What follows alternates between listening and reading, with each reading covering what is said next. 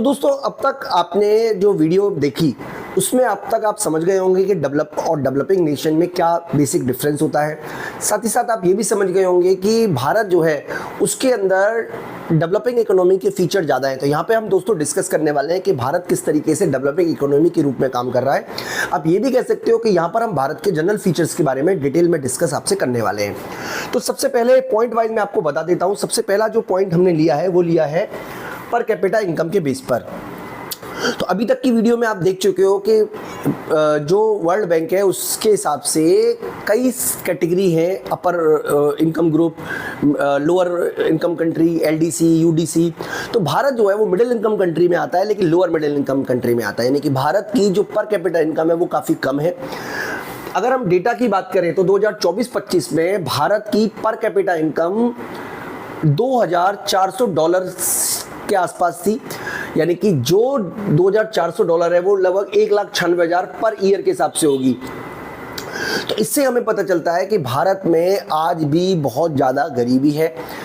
हालांकि इंडिया की स्थिति पहले से काफ़ी सुधरी है, लेकिन इसका मतलब अभी भी ये हुआ कि स्टिल इंडिया में बहुत सारे लोग जो हैं वो अभी भी स्ट्रगल कर रहे हैं अफोर्डेबल फूड के लिए, हेल्थ केयर सर्विसेज के लिए, एजुकेशन के लिए।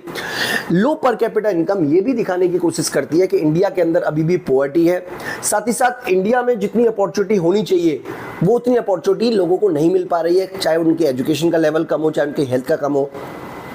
तो पहला फीचर्स जो है इंडियन इकोनॉमी का वो है लो पर कैपिटा इनकम। दूसरा फीचर ये है लार्ज पॉपुलेशन। दोस्तों आप जानते हो कि भारत सबसे ज़्यादा विश्व में जनसंख्या वाला देश है, लार्ज पॉपुलेशन वाला कंट्री है। अगर हम डेटा की बात करें तो 2025 में भारत में 1.46 बिलियन पॉपुलेशन थी, यानी कि टोटल भारत की जो पॉपुलेशन है 1.146 करोड़ के आसपास है 2025 में। और भारत की ये बढ़ती हुई पॉपुलेशन एक तरह तो आप कह सकते हो कि इससे वर्कफोर्स मिलता है, भारत में यंग पॉपुलेशन की वजह से पॉपुलेशन डिविडेंड का फायदा मिलता है, लेकिन इसी पॉपुलेशन की वजह से जो रिसोर्सेज हैं वो ज़्यादा यूटिलाइज हो रहे हैं, ओवर यूटिलाइज हो रहे हैं। लोगों के पास आप देखिए शहरों में बहुत ज़्यादा स्थिति खराब हो चुकी है, बहुत ज़्यादा क्राउडेड हो चुका है। ये सब लार्ज पॉपुलेशन की वजह से ही हो पाया है, यानी कि लार्ज प्रॉब्लम की वजह से school, hospital, health care services पर बहुत बर्डन है। तो ये भी हमारा इंडियन इकोनॉमी का एक फीचर है। तीसरा फीचर की हम बात करें दोस्तों तो एग्रीकल्चर पर डिपेंडेंसी आज भी बहुत ज़्यादा है। हालांकि इंडिया एक मॉडर्न इकोनॉमी की तरफ बढ़ रही है, जहां पर सर्विस सेक्टर और इंडस्ट्रियल सेक्टर का धीरे धीरे करके डेवलपमेंट हुआ है, लेकिन आज भी इंडिया में एग्रीकल्चर सेक्टर पॉपुलेशन का बड़े हिस्से को एम्प्लॉयमेंट प्रदान करता है। अगर हम डेटा की बात करें तो वर्तमान में लगभग 46% लोग डायरेक्ट रूप से या अलाइड एक्टिविटीज़ जो एग्रीकल्चर की होती है उसमें 46% लोग जुड़े हुए हैं, लेकिन जीडीपी में उनका जो एग्रीकल्चर का कंट्रीब्यूशन है वो 16% है। इससे ये पता चलता है कि इंडिया में एग्रीकल्चर की प्रोडक्टिविटी काफ़ी कम है, यानी कि इंडिया में लोग ज़्यादा एग्रीकल्चर में काम कर रहे हैं, ज़्यादा टाइम दे रहे हैं, ज़्यादा एफर्ट दे रहे हैं, लेकिन उनका जो कंट्रीब्यूशन है वो काफ़ी कम है। तो ये भी आपको याद रखना है, यानी कि नेशनल इनकम में प्राइमरी सेक्टर का कंट्रीब्यूशन सबसे कम है और सबसे ज़्यादा कंट्रीब्यूशन जो है जीडीपी में वो है हमारा एक तरीके से सर्विस सेक्टर का। इसके अलावा दोस्तों भारत में ड्यूलिस्टिक इकोनॉमी यानी कि दोहरी अर्थव्यवस्था बन चुकी है। एक तरफ आप आईटी सेक्टर देखोगे, बड़ी बड़ी बिल्डिंगें देखोगे, बड़े बड़े इंफ्रास्ट्रक्चर देखोगे, बड़ी बड़ी बैंकिंग देखोगे, ऐसा लगेगा जैसे पूरा का पूरा विदेश भारत में आ गया हो। आप कभी नोएडा, गुड़गांव ऐसे शहरों में देखिएगा, बड़े बड़े बेंगलुरु इस तरीके के शहरों में देखिएगा, आपको बहुत बड़ी बड़ी बिल्डिंगें दिखेंगी, बहुत बड़े बड़े इंफ्रास्ट्रक्चर दिखेंगे। वहीं दूसरी ओर भारत में एक बहुत बड़ा इनफॉर्मल सेक्टर है, जहां पर 90% लोग इंडिया के जो है वो एम्प्लॉयमेंट जनरेट हो रही है वहां पे इनफॉर्मल सेक्टर में, जहां पे ना तो कोई सिक्योरिटी है, ना कोई बेनिफिट है, ना कोई फाइनेंशियल सर्विसेज उनको मिल पा रही हैं, जिसकी वजह से जो इनकम है वो बहुत ज़्यादा इनइक्वल रूप से डिस्ट्रीब्यूटेड है।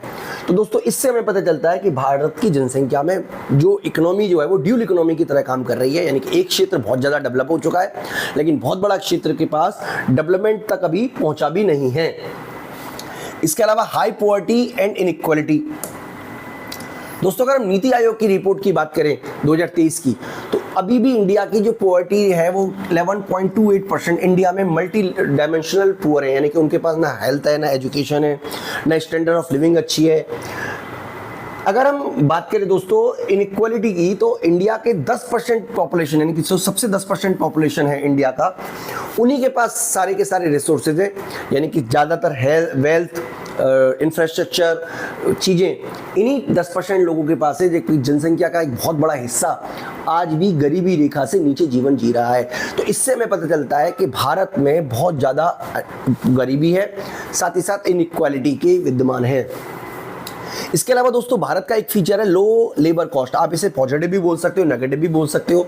नेगेटिव इसलिए क्योंकि जब लो लेबर कॉस्ट होगी तो स्टैंडर्ड ऑफ लिविंग भी लोअर होगा, क्योंकि लोगों के पास इनकम नहीं है, लोगों के पास एम्प्लॉयमेंट नहीं है। इसकी वजह से उनको कम रोजगार पे भी काम करना पड़ जाता है, जिससे कि उनकी जो इनकम की कंडीशन है वो खराब ही रहती है।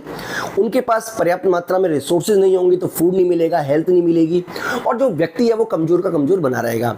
अच्छी बात यह है दोस्तों इसकी कि भारत में भारत में पर लेबर कॉस्ट कम होने की वजह से भारत विदेशी कंपनियों के लिए एक अट्रैक्शन है।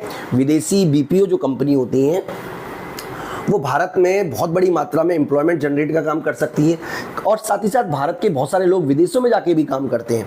इंडिया में जो इनकम है, मतलब एवरेज डेली वर्कर इनकम है, वो लगभग 250 से लेके 500 के बीच में, लेकिन यही लोग जब विदेशों में जाएंगे या विदेशी भारत में आएंगे तो ज़्यादा लोगों को ज़्यादा सैलरी वो प्रोवाइड करा पाते हैं। इसके अलावा दोस्तों हाई इकोनॉमिक ग्रोथ, देखिए इंडिया में जीडीपी का लेवल कितना है, लेकिन ग्रोथ रेट हाई है। India has shown strong and consistent economic growth in past decade. As per IMF estimation, IMF ने estimation लगाया है कि भारत जो है वो 7.6% रेट के हिसाब से ग्रो करेगा 2024 में। हालांकि अब 2025 आ चुका है, तो भारत का जो ग्रोथ रेट है वो 6.4% के आसपास बना रहा है पिछले काफ़ी समय से, और ये ग्रोथ विकसित देशों के मुकाबले काफ़ी ज़्यादा है, लेकिन विकसित देश जो है वो 0.5 से लेके 1%, 2% तक की वहाँ ग्रोथ दिख रही है। हालांकि भारत के सामने अभी भी अनएम्प्लॉयमेंट की बहुत बड़ी समस्या है, इन्फ्लेशन की बहुत बड़ी समस्या है, जिसका सामना बिना किए इस तरीके की जो ग्रोथ है उसे जॉबलेस ग्रोथ बोल रहे हैं। यानी कि भारत में एक समस्या का सामना करना पड़ रहा है जॉबलेस ग्रोथ का, जहां पर आपको ये तो दिख रहा है कि जीडीपी ग्रोथ रेट 7% है, लेकिन ये जीडीपी की जो ग्रोथ रेट है ये एम्प्लॉयमेंट नहीं क्रिएट कर पा रही है, ये रोजगार क्रिएट नहीं कर पा रही है, जिसकी वजह से जनसंख्या का बहुत बड़ा हिस्सा आज भी बेरोजगारी का सामना करना पड़ रहा है। इसके अलावा दोस्तों इमर्जिंग मार्केट है, भारत जो है वो एक इमर्जिंग मार्केट है। वर्ल्ड में भारत की जीडीपी 4th नंबर पे आ चुकी है, ऐसा दावा किया जा रहा है, यानी कि भारत जो है वो 4th जीडीपी के मामले में आ चुका है।